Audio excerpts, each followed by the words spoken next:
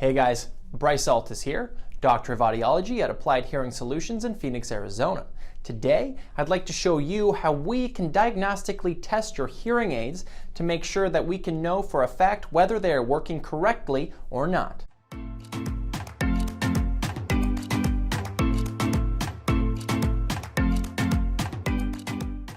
Have you ever felt like your hearing aids just aren't working or sounding right? There are a number of different things that can happen during the course of regular hearing aid usage that can cause a drop in hearing performance. Most of these issues can be avoided or remedied by following troubleshooting or regular care and maintenance steps for your hearing aids. However, there are times where the hearing aid can look physically perfect, but the output of the hearing aid or the way the hearing aid sounds does not sound quite right. In situations like this, it really helps if your hearing care professional has a tool to actually physically and diagnostically test the hearing aid to make sure that it itself is functioning correctly. There is such a tool, and it's called a hearing instrument test box, otherwise known as a diagnostic test box or a hearing aid test chamber. This test box allows us to run what's called an electroacoustic analysis. We use this to measure the output of a hearing aid in various different test modes and compare the output of the hearing aid to specifications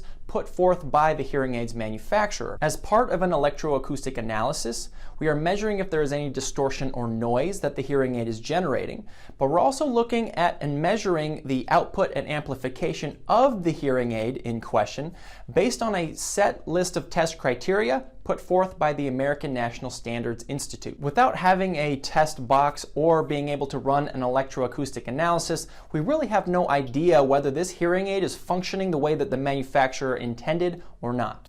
Here I have an example of a hearing instrument test box, and here is what it looks like when we perform an electroacoustic analysis.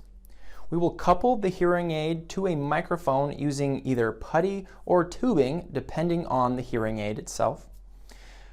We will connect the hearing aid to our fitting software, set the hearing aid into a test mode, and run a pure tone sweep to measure the amount of output the hearing aid is providing.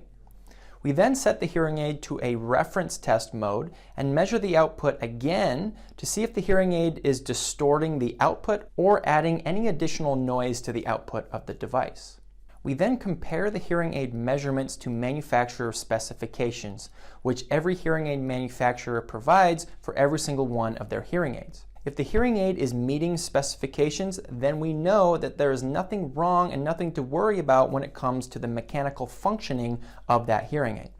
But if the hearing aid is not meeting manufacturer specifications, then we can troubleshoot what in fact might be wrong with the device, and we can send the device in for manufacturer repair if nothing can be done in-house to repair the issue. It's considered an audiology best practice for an audiology clinic to have a test box and actually run electroacoustic analyses on a regular basis before the hearing aid is actually fit to the patient and periodically afterwards to ensure that the hearing aid is working the way that it was intended to when it was brand new. Here at Applied Hearing Solutions, we will always run an electroacoustic analysis before the hearing aid is actually fit onto any one of our patients. And over time, even if our patients are not reporting any specific issues with their hearing aids, we will do an electroacoustic analysis around once a year as part of your annual hearing check and hearing aid clean and check appointment. We go this extra mile to ensure that we are doing everything we can to optimize the hearing performance of all of our patients so that they can continue to hear their absolute best. As for today,